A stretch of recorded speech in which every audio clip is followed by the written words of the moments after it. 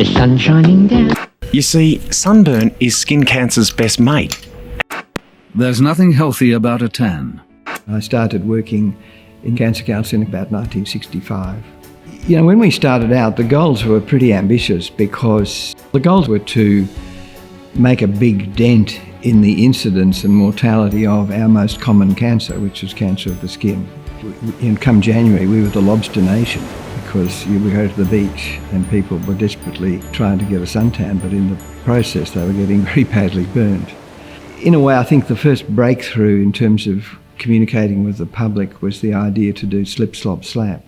Just say these simple words. Slip, slop, slap.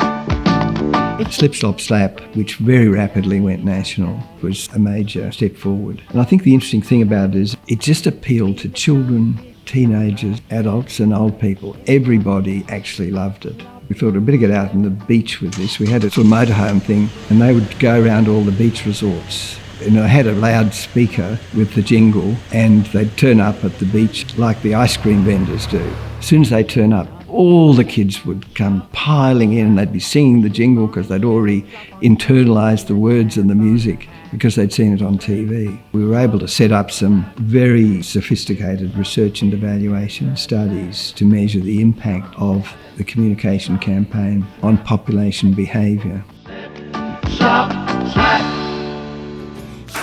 The campaign added seek and slide to cover the message encouraging people to seek shade and to wear sunglasses. It turns out slip, slop, slap is working. The latest Cancer Council study shows attitudes towards tanning are changing. We've got really good evidence that the work done back in the 80s, that groundwork that was set then, is now coming through in reduced melanoma rates in the under 40 age group. We're hopeful that we'll see that reduction carry on as the SunSmart generation grows up. Me and my team are now kind of standing on the shoulders of giants. We're part of something much bigger. These programs started long before I was born, actually. So really, it's kind of like the baton's passed on now, and we're running with it, and we're still continuing to do the work that prevents cancer and saves lives. We began with mass media, Sid Seagull, appearing at beaches and things like that, but it really needed to be locked into something, and that's when the SunSmart Schools program was started. Through the National SunSmart Schools program, we're protecting more than 2 million little Aussies from UV radiation that leads to skin cancer. So that's 2 million kids in hats that are getting the message and learning how to be sun-smart at school.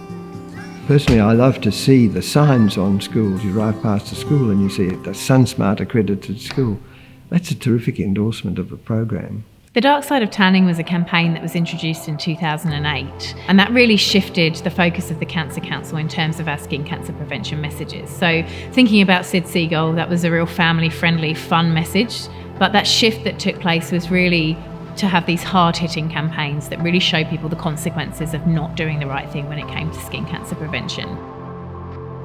Sunbeds emit UV radiation that is up to 6 times as intense as the midday sun.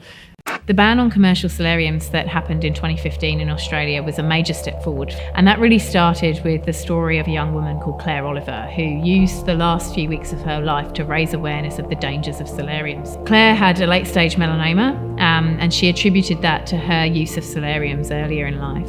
It was estimated that 43 deaths from melanoma every year were caused by solariums, and that around 2,000 cancers were also caused by access to solariums. So that's lives saved, that's cancers avoided, and will have a massive impact on skin cancer prevention and deaths from the disease.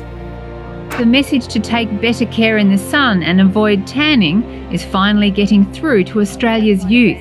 More than half now say they prefer the natural look. We know that in teenagers, preference for a tan has gone down. So when we first started collecting the data, around 60% of teenagers were saying they preferred to get a tan. That figure's now around 38%.